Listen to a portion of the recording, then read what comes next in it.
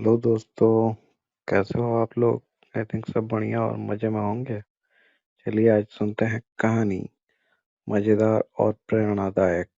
सुनिए और मज़े लीजिए। और हाँ, चैनल में नए हैं तो सब्सक्राइब जरूर से कर लीजिएगा।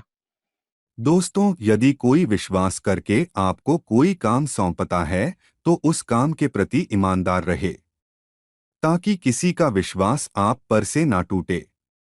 ब्राह्मण और केकड़े की कहानी किसी समय की बात है। एक गांव में एक ब्राह्मण रहता था। उसकी माँ बहुत बूढ़ी हो गई थी। बूढ़ी माँ अपने पुत्र को बहुत प्यार करती थी और ब्राह्मण पुत्र भी अपनी माँ की हर बात मानता था। एक दिन ब्राह्मण को पूजा पाठ कराने पास के ही दूसरे गांव जाना था। ब्राह्मण ने यह बात अपनी माँ को बतलाई। बूढ़ी माँ बोली, बेटा, बाहर जा रहे हो, अकेले मत जाना, किसी को अपने साथ ले जाना। ब्राह्मण अपनी माँ से बोला, माँ, मैं हमेशा ही उस गांव में जाता रहता हूँ और रास्ते में कोई परेशानी नहीं होती। तुम व्यर्थ ही परेशान हो रही हो। घबराओ नहीं, मैं शाम तक लौट कर आ जाऊंगा। ब्राह्मण पुत्र जाना तो अकेला चाहता था, परंतु वह अपनी माँ की बात की अवहेलना भी नहीं करना चाहता था। वह घर से निकल गया और जैसे ही गांव से लगी नदी के पास पहुंचा, एक केकड़ा उसके पैर के नीचे दबते दबते बच गया। ब्राह्मण को लगा, अगर यह केकड़ा रास्ते में यूं ही घूमता रहा तो किसी और के पैर के नीचे नीचे दबते दबते बच गया। ब्राह्मण को लगा, अगर यह केकड़ा रास्ते में यूं ही घूमता रहा तो किसी और के पैर के नीचे आ जाएगा। ब्राह्मण को अपनी माँ की बात याद आई कि अकेले मत जाना। ब्राह्मण ने सोचा, इस केकड़े को अपने साथ लिए चलता हूँ। उसने अपनी पोटरी से एक खाली डिबिया निकाली और उस केकड़े को डिबिया में रख लिया। इस प्रकार ब्राह्मण ने अपनी माँ की बात भी रख ली। अब वो एक से दो हो गए। ब्राह्मण अपने रास्ते चल दिया। गर्मी के दिन थे और धूप बहुत तेज थी।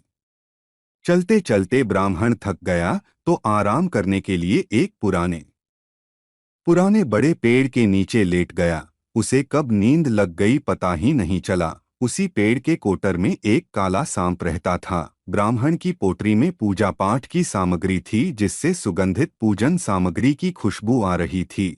काला सर्प अपने कोटर से निकलकर पोटरी में घुस गया और उसमें रखी सामग्री में खाने की सामग्री ढूंढने लगा, जिससे पोटरी में रखा सामान गिर गया और केकड़े की डिबिया भी खुल गई। सांप जैसे ही केकड़े को खाने के लिए आगे बढ़ा, केकड़े ने अपने नुकीले डंक सांप की गर्दन में फंसाकर गड़ा दिए। केकड़े के द्वारा अचानक अचानक किए हमले से सांप संभल नहीं पाया और वहीं मर गया। कुछ देर बाद जब ब्राह्मण की नींद खुली तो उसने अपने आसपास सामान बिखरा पाया और पास में ही उसे मृत सांप दिखलाई दिया, जिसकी गर्दन में डंक के निशान थे और पास में ही केकड़ा घूम रहा था। ब्राह्मण समझ गया कि इस सांप को केकड़े ने मारा है और केकड़े के कारण आज उसकी जान बच गई। तभी उसे अपनी माँ की बता याद आई कि कहीं अकेले मत जाना। ब्राह्मण ने अपनी जान बचाने के लिए केकड़े का धन्यवाद दिया और वापस जाते समय नदी के पास छोड़ दिया। सब्सक्राइब जरूर से कर ले दोस्तों।